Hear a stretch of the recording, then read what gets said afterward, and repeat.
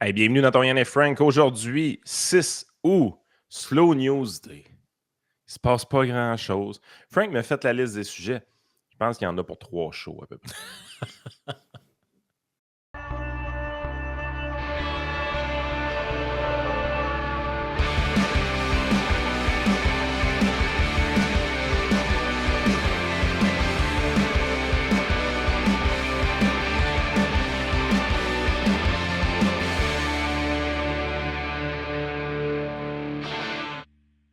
Ben oui, toi, hier, Sam, il nous écrit à moi puis Joey comme moi, là, je sais pas trop de quoi je vais parler à soir. Il y a un peu pas de nouvelles en ce moment.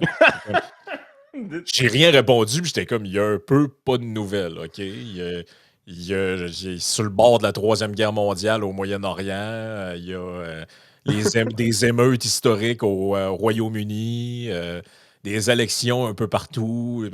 Mais somehow, il se passe rien. Il n'y a pas l'armée qui a pris le contrôle là, quelque part. Oui, Ou oui, c'est Bangladesh, je pense, quelque chose de même. oui, ben c'est au Bangladesh, là. Tu vois, on parle jamais de ce pays-là, mais il se passe quand même des affaires au Bangladesh, imaginez-vous donc. C'est toujours bon de se rappeler qu'il y a des pays que la démocratie est vraiment plus en danger qu'aux États-Unis. Oui, oui, oui, mais non, il y a des places où tu veux juste pas vivre pantoute, je pense, là.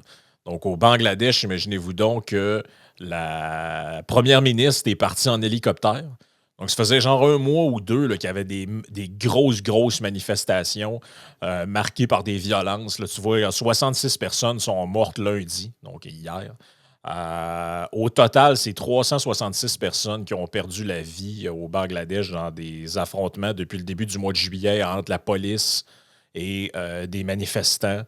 Et là, ce qu'on comprend, c'est que là, l'armée a décidé que, bon, c'est assez, là, le pays a assez souffert, il y a eu assez de problèmes, donc on tire la plug.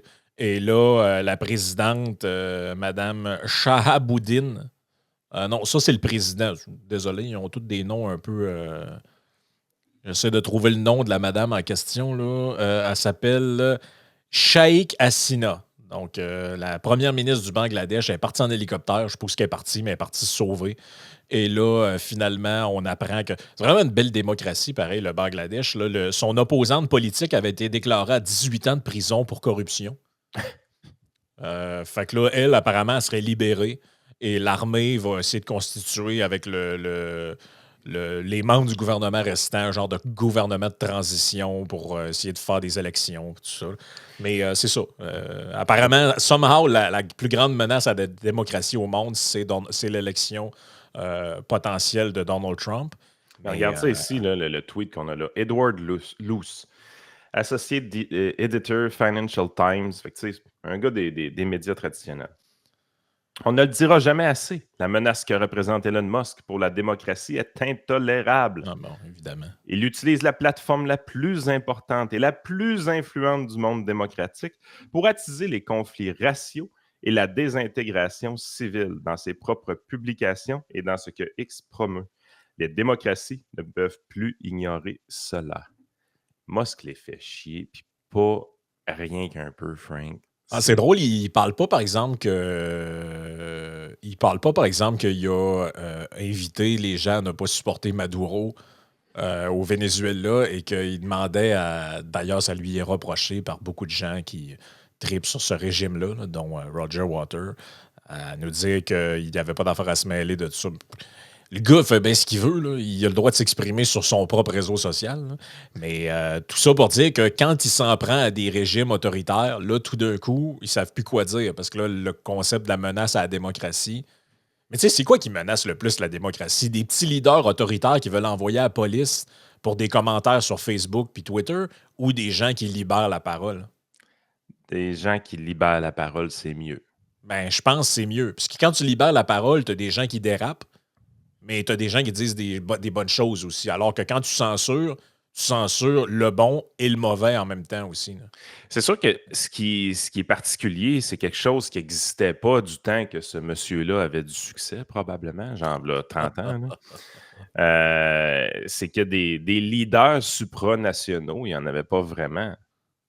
Tu sais, les premiers leaders supranationaux, c'est des vedettes sportives, par exemple. Un Michael Jordan, un Tiger Woods. Ben, eux aimeraient bien que les leaders supranationaux soient des genres de Antonio Gutiérrez, là. Ouais, Le ouais, gars de ouais. l'ONU, là, le style fucké, là, qu'à chaque fois qu'il arrive une tornade quelque part, il dit que c'est l'ébullition climatique, là. Ouais, lui, les gens ne le connaissent pas. Ben, les gens le connaissent pas, puis les gens, en fait, à chaque fois qu'ils l'entendent parler, ils font pas lui, esti, là. Exactement. Mais c'est ça, les politiciens d'aujourd'hui doivent composer avec des leaders supranationaux à cause des réseaux sociaux. Puis Elon Musk en est un. Eh oui. Il est par-dessus les États, il a plus d'influence. Si Elon Musk décide de retweeter quelque chose de Pierre Poilievre, ça va donner beaucoup de visibilité à Pierre Poilievre. S'il décide de ridiculiser Justin Trudeau, ça va donner beaucoup de visibilité à ça, tout simplement. Euh, Ben, d'ailleurs, leader, ces leaders-là nationaux doivent composer avec la possibilité qu'un leader supranational leur vole le show, carrément. Puis ça, ils n'aiment pas ça, Frank. Ils n'aiment pas ça. non, non, non, non, il aime pas ça. Ben, d'ailleurs, euh, Elon Musk a repartagé sur son compte Twitter un truc qu'a fait Roy Epen.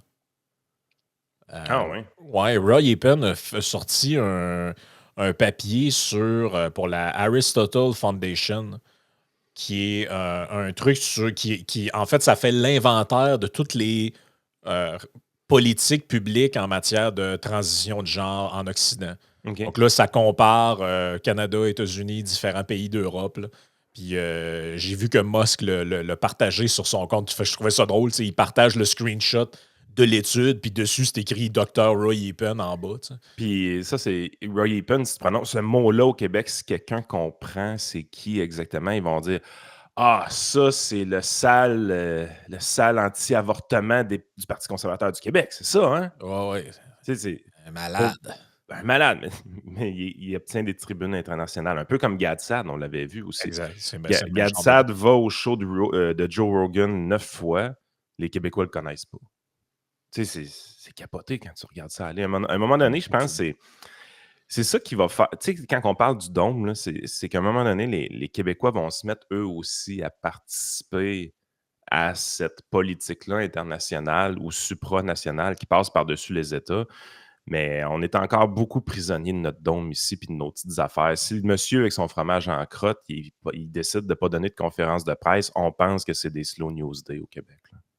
Oh, ben c'est carrément ça. Et c'est pour ça que hier, là, la grosse nouvelle, on pourrait peut-être parler de ça, peut-être ça intéresse l'auditoire, c'est que Pablo Rodriguez envisage de Non, briguer non, la non, non, chefferie non, des non. libéraux. Non, OK, c'est Non, bon. non, et on Moi, parlera j'ai pas vu de ça ça, là. hier, puis j'étais comme, hey, pour de vrai, y a-tu de quoi qui intéresse moins le monde que l'avenir politique de Marc Hervieux?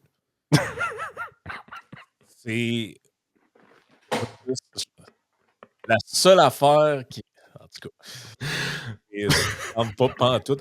Non, mais pour vrai, hier, ça a été un genre de Red Monday là, en bourse. Là.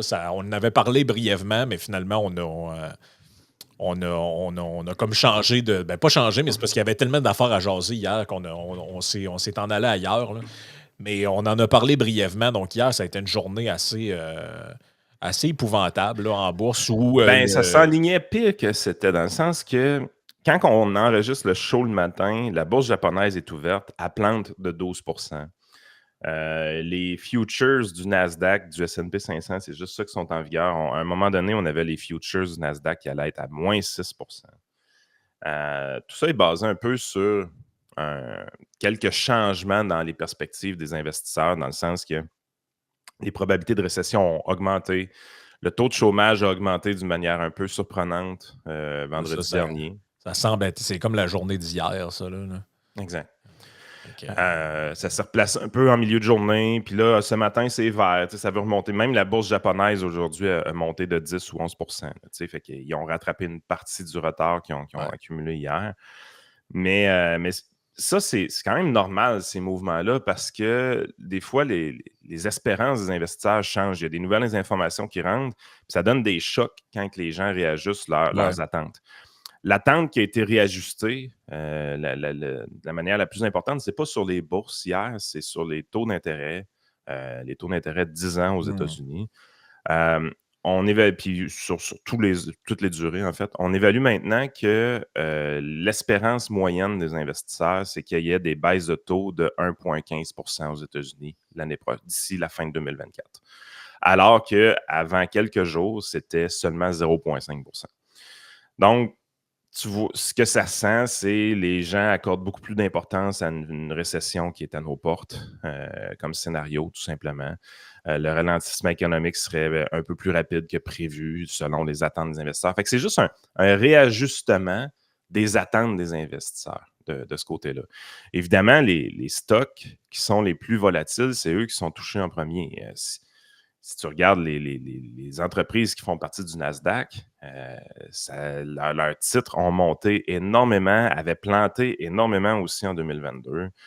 Donc, tu sais, c'est eux autres qui attirent toute l'attention de la planète finance, le Magnificent Seven, souvent le Mag 7 qu'on va voir souvent dans les articles financiers. En tête de liste, c'est Nvidia maintenant. Une couple d'années, c'était Tesla. Mais ces titres-là financiers sont tellement suivis par beaucoup de gens qu'ils attirent tous les regards sur eux, donc c'est eux qui bougent le plus.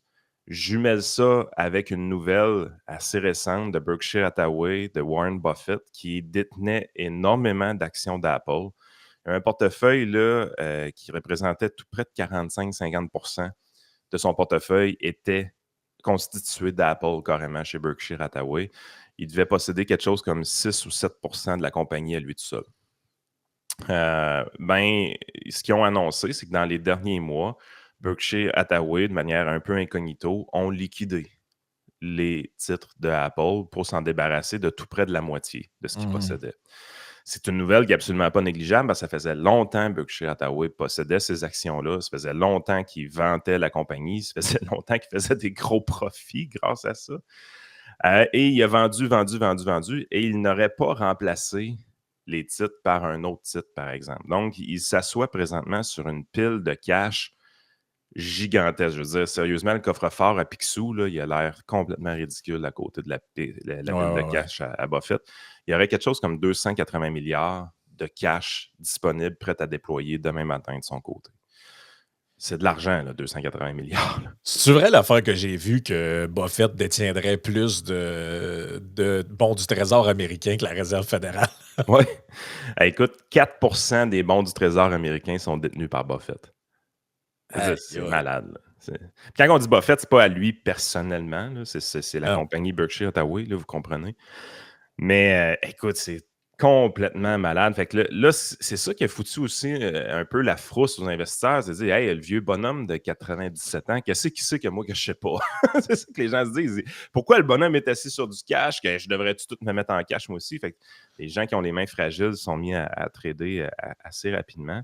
C'est drôle pareil qu'un monsieur excuse de t'être coupé dans ton élan, là, mais c'est drôle pareil qu'un monsieur d'un 90 ans avancé est capable de comprendre comment fonctionne le marché puis faire des mouvements de bourse de même, puis il y a quelqu'un qui a 15 ans de moins à la Maison-Blanche qui chie dans ses culottes. Là. Ah, c'est fou, Red. Pensez-y comme faux. Là. Quand je disais que c'était pas une histoire d'âge, là, ça n'a jamais été une histoire d'âge. Oui, puis son partner, Charlie Munger, il est mort récemment. Ouais, lui, il était plus vieux. Là, il était 2 ans plus vieux. Je pense qu'il avait quasiment 100 ans. Il était à 99, je ne me trompe pas. Là, écoute, ce duo-là d'investisseurs a été carrément phénoménal. On va se le dire. Mais c'est ça qui arrive là, présentement. Puis, tu sais, les gens disent hey, c'est une catastrophe. Il y en a eu des appels au bureau de certaines personnes pour dire hey, c'est-tu le temps de vendre? C'est jamais le temps de vendre. OK? Premièrement, là, si tu as à vendre, c'est parce que tu as besoin d'argent pour quelque chose. Tu as un projet, tu as ta retraite, tu veux retirer du cash. Généralement, tu ne vends pas tes actifs financiers. Encore moins quand ça baisse. Si un moment, normalement, les gens, si tu veux vendre, là, tu devrais vendre quand ça monte. Je veux dire, pour faire de l'argent en finance, tu achètes bas, tu vends haut. C'est évident, c'est comme ça que tu fais un profit. C'est pas tu achètes haut, tu vends bas. C'est plus la bourse monte, plus les gens veulent acheter. Puis plus la bourse baisse, plus les gens veulent vendre. Là, vous comprenez tout de suite que l'équation de base de la richesse en finance, les gens la comprennent à l'envers. Fait que c'est pas un temps de vendre quand ça baisse. C'est un genre de fear of missing out inversé puis tout. Là. C'est le même trigger. C'est le même trigger psychologique. C'est le même biais cognitif. Là. On a déjà parlé de ça. Là. C'est le fear of missing out. C'est quand tu vois quelque chose monter, tu te dis, il faut que j'embarque dans le bandwagon aussi, sinon je suis en train de le manquer. Puis quand tu vois quelque chose descendre, tu te dis, il faut que je sorte du bandwagon parce qu'il s'en va dans le mur, tout le monde sort, puis moi, je reste dedans. Puis, tu sais, en réalité, oui, les baisses ont été spectaculaires, dans le sens que là, vous allez lire des nouvelles comme de quoi que la baisse du S&P 500 hier, c'était comme la plus importante en 2 ans. Celle au Japon, c'est une baisse qui est historique, qu'on n'a jamais Ouais, vue. depuis 87, de quoi de même. Là. Juste mettre peut-être le. J'avais le Exact. graphique sur la main ici. Le Japon ont mangé une sacrament hier. Là. Oui, puis c'est tout en train de se refaire. Tu sais, Fait que ça veut absolument rien dire ce qui s'est passé. C'est un choc. C'est un choc. Les gens digèrent la nouvelle information. Les gens bougent Ce que ça montre aussi, c'est qu'il y a beaucoup de petits investisseurs qui sont là pour trader. Écoute, je regardais les FNB les plus tradés en bourse hier et c'est tous des FNB très spéculatifs, le genre un TQQQ par exemple. Un TQQQ, qu'est-ce que ça fait? C'est que ça va tripler le mouvement du Nasdaq dans une journée. OK, ouais. Fait que si le Nasdaq bouge de 4 à la baisse, ben, le TQQQ va faire 12 à la baisse. Fait que tu sais, puis là, il y a les mêmes affaires aussi inversées. Là. SQQQ, par exemple, qui va faire la même chose, mais exactement le contraire. Mais là, tu es là, tu dis, OK, ce qui trade énormément présentement à bourse, c'est des actifs ultra spéculatifs. Donc, c'est des gens qui s'excitent, c'est des gens qui essaient de profiter ou de sortir d'un mauvais quart le plus rapidement possible. Mais ça, c'est pas de l'investissement, c'est du gamble. Fait que, tu sais, il faut arrêter de virer fou avec ça. Mais, tu sais, à un moment donné, il faut prendre une puff d'air aussi. Là. On n'a même pas perdu les profits de l'année 2024 encore. Là. Non, mais c'est ça. Tu vois, dans le Wall Street, eux autres, ils disent cela ne ressemble pas à une récession. Le chômage augmente, les actions chutent et les rendements obligataires sont bien inférieurs au taux d'intérêt à court terme. Ce sont tous des signes révélateurs d'une récession. Mais un examen plus attentif suggère que même si le risque de récession a augmenté, les États-Unis n'en font pas partie actuellement. La distinction est cruciale car elle signifie qu'il n'est pas trop tard pour éviter un ralentissement. Tout dépend de la Fed et de l'humeur imprévisible des investisseurs, des consommateurs et des employeurs. Deux événements alimentent le discours sur la récession. Le premier est la liquidation des marchés boursiers, puisque Ouais. on disait tantôt, qui n'a pas été déclenchée par l'actualité de l'économie américaine, mais par la décision de la Banque du Japon mercredi de resserrer sa politique monétaire. Le deuxième événement est survenu quelques jours plus tard, lorsqu'il a été rapporté que le taux de chômage aux États-Unis avait bondi à 4,3 en juillet contre 4,1 en juin et 3,4 l'année dernière, déclenchant une règle empirique populaire selon laquelle les États-Unis sont en récession. Une récession n'est pas un interrupteur activé ou désactivé arbitrairement. C'est un processus, un cycle auto-entretenu d'affaiblissement des dépenses, de l'emploi et des revenus, généralement déclenché par des conditions financières serrées telles que les taux d'intérêt élevés ou une crise du crédit ou un choc comme une hausse des prix du pétrole ou, en 2020, une pandémie. Selon une règle empirique popularisée par l'économiste Claudia Sam, l'augmentation du chômage jusqu'à présent ne s'est produite dans le passé qu'en période de récession. Cependant, ce n'est pas la définition de la récession. Ce n'est même pas un indicateur avancé de récession comme la courbe des taux. Cela correspond plutôt aux conditions qui existent lorsque le Bureau national universitaire de recherche économique décide que les États-Unis sont en récession. De la même manière, les parapluies ouverts correspondent généralement à la déclaration de pluie du service météorologique. J'aime la, j'aime la paraphore. Ben, en fait, ce qui arrive, c'est que les gens aussi accordent beaucoup trop d'importance au fait d'être en récession ou pas, dans le sens que mettons une récession technique, c'est 2 trimestres de croissance économique négative. Mais si tu as 2 trimestres à moins 0,4 puis moins 0,6 de Ouais, croissance ouais. économique, tu es techniquement en récession. Mais je veux dire, c'est pas un gros coup de pelle d'en face. Là. C'est pas bien différent d'avoir une croissance économique à 0,2 puis 0,3 dans les deux cas, ça taponne pas mal. Mais c'est sûr que quand tu arrives comme en 2020, puis là, tu fermes la shop au complet, puis là, ça plante solide, puis c'est pas la même affaire, là, tu comprends? Ben Fait que oui. c'est... À un moment donné, il faut arrêter de virer fou avec on est-tu en récession, pas en récession, bababa, qu'est-ce que ça change? Qu'est-ce que ça change en réalité? Ben, ça ne change rien. As-tu encore ta job? Oui. Tu penses avoir une augmentation de salaire? Oui. Es-tu capable d'épargner encore? OK, parfait. C'est quand est-ce que tu as besoin de retirer l'argent de tes REER dans 20 ans? Ben, Chris, arrête de capoter. Non, non, c'est ça, c'est ça. Il ne faut pas virer fou avec ça. Ben, c'est ça que Mais tu parlais d'augmentation de salaire, il en parle un petit peu plus loin dans l'article. Ils disent au cours des 4 mois, des 4 derniers mois jusqu'en juillet, la masse salariale a augmenté et au cours des 3 mois jusqu'en juin, les revenus réels et la production industrielle ont augmenté également. Si une récession avait déjà commencé, elle en serait une très inhabituelle. ouais, il y a ça. Puis aussi, ce que vous devez comprendre, c'est que quand on déclare qu'on est en récession, bien souvent, on déclare qu'on était en récession. On s'en rend compte, genre 6 à 7 mois plus tard qu'on est en récession. Ouais. Ça, c'est l'autre bout. On est peut-être présentement en récession, puis on ne s'en rend pas compte tout à fait. On sait, par exemple, que ça, c'est tout le côté américain de la chose. On sait qu'au Canada, ça a ralenti beaucoup plus que ça dans les derniers temps quand même. On est plus fragile qu'aux États-Unis. C'est la raison pourquoi nos taux d'intérêt à nous ont commencé à baisser, puis pas ceux-là des Américains, évidemment. Donc, le Canada est quand même en position beaucoup, beaucoup plus vulnérable de ce côté-là. Mais en bout de ligne, l'économie a l'air quand même encore en santé. Mais la marge de manœuvre, elle se rétrécit. La bonne nouvelle, c'est que ce coup-ci, s'il arrive une récession, ben avec les taux d'intérêt plus élevés, ben au moins les banques centrales ont quelque chose pour agir. Mais en même temps, il faut voir ça comme une drogue, ces taux d'intérêt-là, Ah dans oui, le c'est sens ça. que si on tombe en récession demain matin, puis que rapidement, les banques centrales baissent les taux d'intérêt pour stimuler l'économie, tu sais, grosso modo, c'est qu'on réinjecte une ligne de coke dans le système, là. C'est ça qui se passe, là. Oui. Puis au Canada, si tu fais ça sans qu'il y ait eu une correction immobilière, tu recommences à nourrir le même problème, hein. Exactement, exactement. Puis, si vous voulez vraiment écouter un vidéo qui est le fun, j'en ai écouté un cette semaine qui est vraiment intéressant.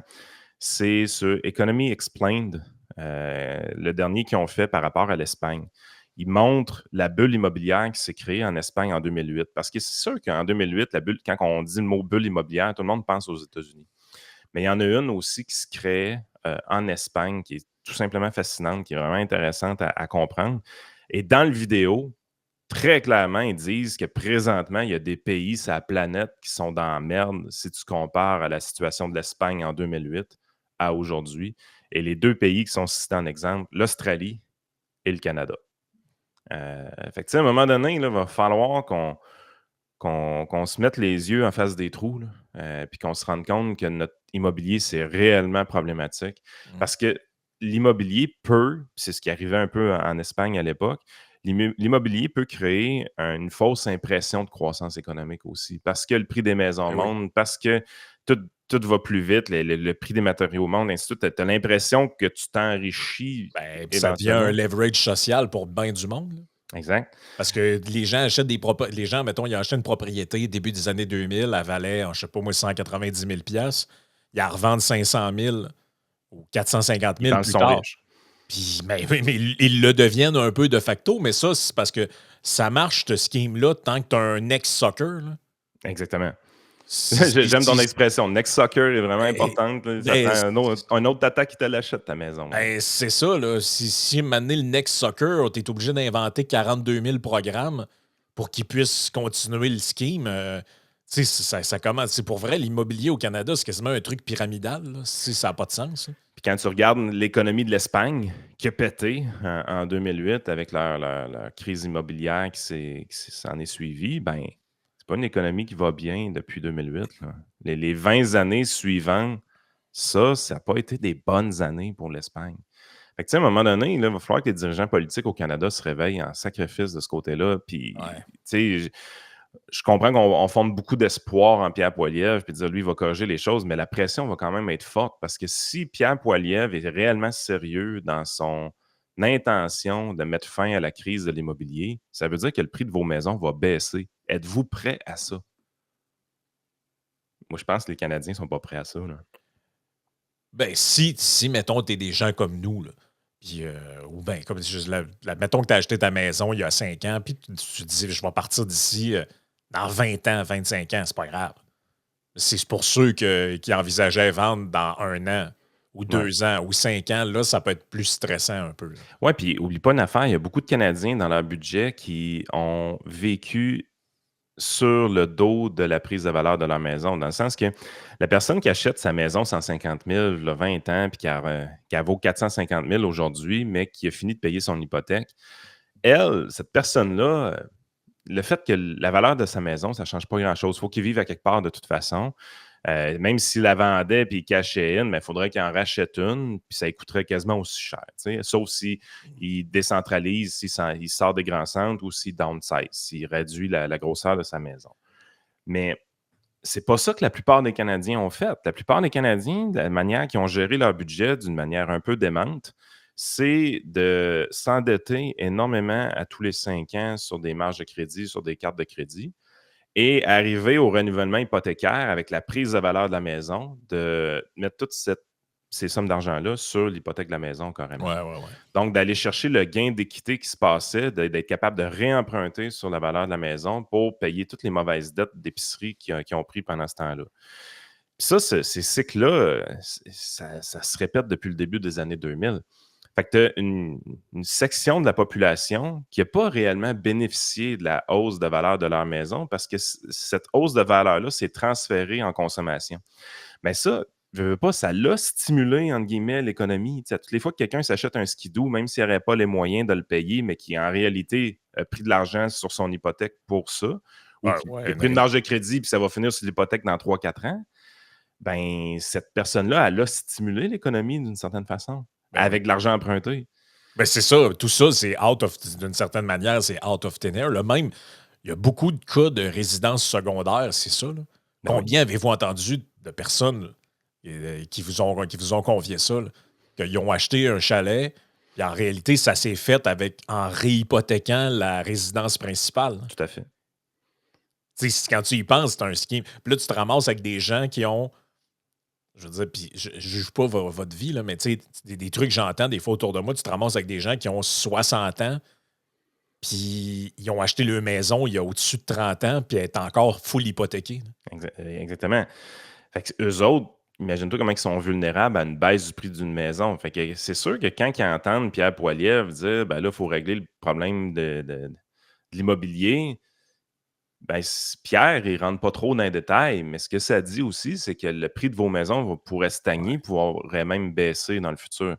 Fait que, tu sais, même moi, personnellement, qui adore Pierre Poilievre, puis qui va voter conservateur, même moi, j'ai un doute que son plan en immobilier veut vraiment l'appliquer. Mais sauf que là, on arrive comme un genre de turning point où, je sais pas moi, Jean-Claude, qui a sa maison, ne voudrait pas qu'elle perde trop de valeur. Mais en même temps, Jean-Claude, là, il est pogné avec 2 gars de 28 et 34 ans dans la maison parce qu'ils peuvent pas sortir pour acheter une maison. Fait que là, Jean-Claude, là, il est comme fourré. Soit sa maison perd de la valeur ou il donne 100 000 à chacun de ses fils.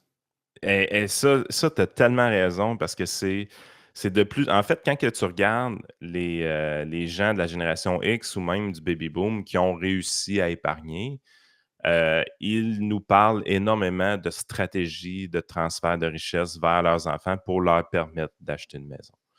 Fait que, tu sais, ça te montre comment c'est rendu débile. Puis, tu sais, oui, il y a des programmes comme le RAP, il y a des programmes comme le CELIAP, tu sais, qui, les deux combinés ensemble peuvent te permettre d'aller chercher un gros cash down avec des déductions fiscales puis toute la grosse patente. Encore faut-il que tu aies les moyens d'épargner. Je veux dire, quand tu commences ta vie, veux pas, tu n'as pas des gros revenus. Tu essaies de commencer. Tu as hâte de t'acheter ton premier véhicule, tu as hâte d'acheter tes premiers meubles. Fait que tu veux faire tes premiers voyages aussi. Fait que tu fais tout ça à crédit. Fait que tu as des jeunes qui ont un bilan financier. Tu regardes leur bilan financier et tu te dis, man, tu vas être capable de t'acheter une maison à 42 ans. Là. Ouais. Tu sais, c'est pas le fun juste pour avoir ton cash down pour l'acheter. Fait que, tu sais, le Canada est en piètre santé. Il y a des gens à l'extérieur du pays qui le disent. Comme je vous dis, la vidéo de Economic Explained sur l'Espagne parle, une petite section de vidéo parle du Canada là-dedans. Il va falloir qu'on allume, là, parce que les lumières vont fermer ici si on n'allume pas. Là. Les États-Unis ne sont pas dans la merde à comparer à nous autres.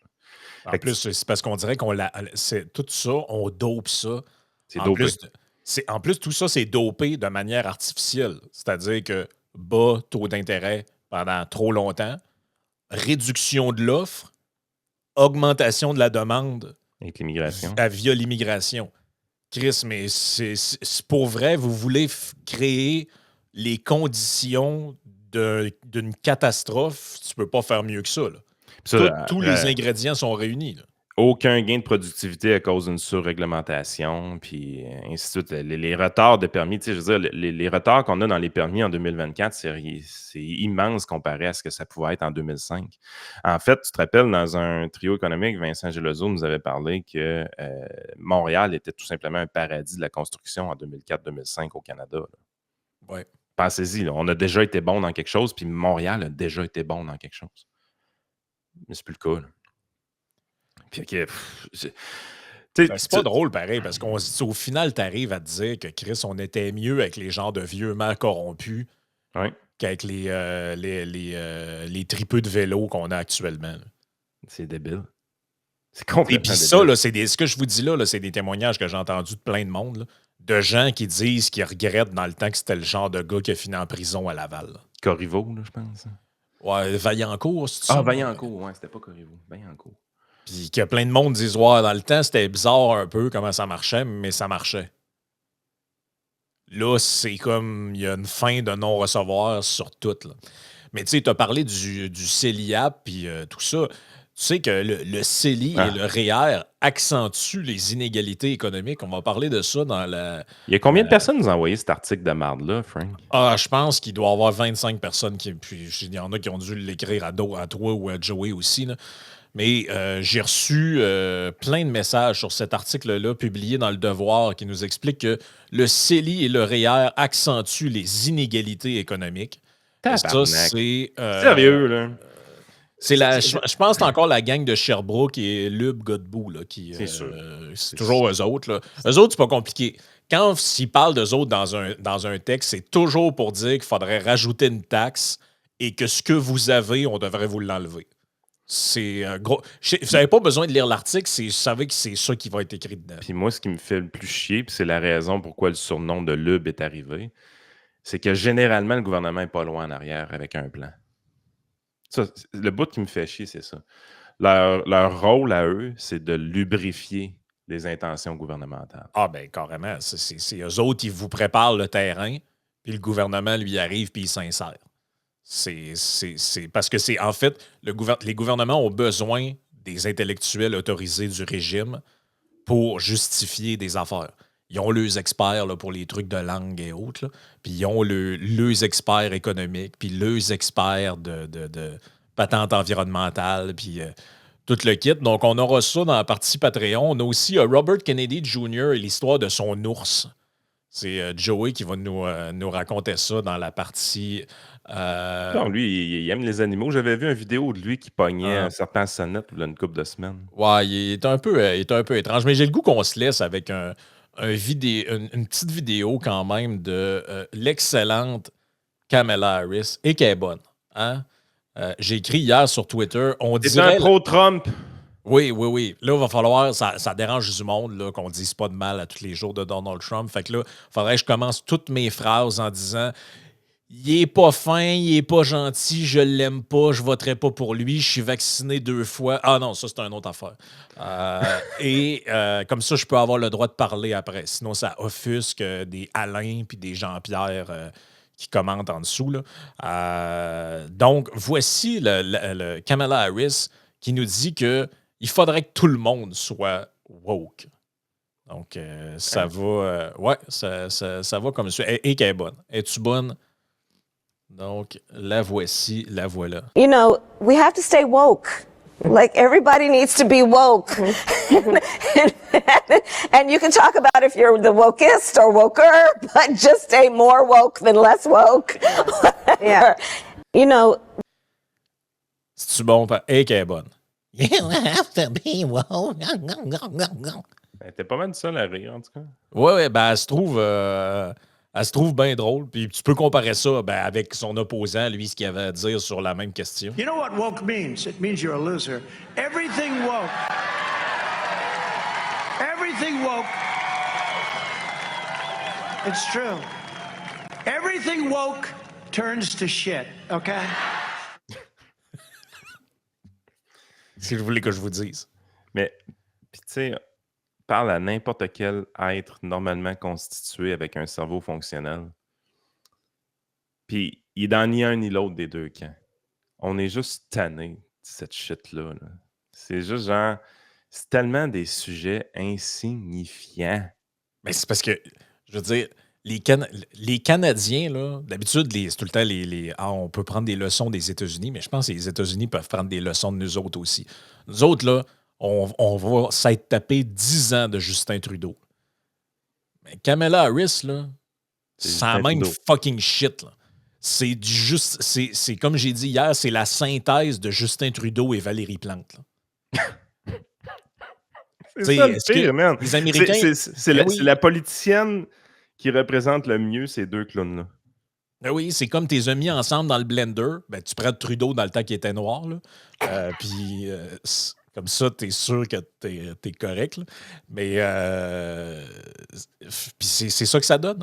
Des gens de Kumbaya, là. We need to be woke. Puis c'est les États-Unis, s'ils élisent cette femme-là, c'est pas compliqué. Ça va être 4 ans de My Pronoun Are, puis Kumbaya, pas tant de choses, là. C'est ça qui va arriver, là. Fait qu'après ça, si t'as le choix à faire, c'est ce que t'aimes mieux. Un petit avis aux Américains. Regardez les chiffres économiques du Canada depuis 2015, ça n'a pas marché. Non, mais Ça a pas marché. ça a l'air que c'est ça qu'ils veulent. Fait que Allons sur Patreon.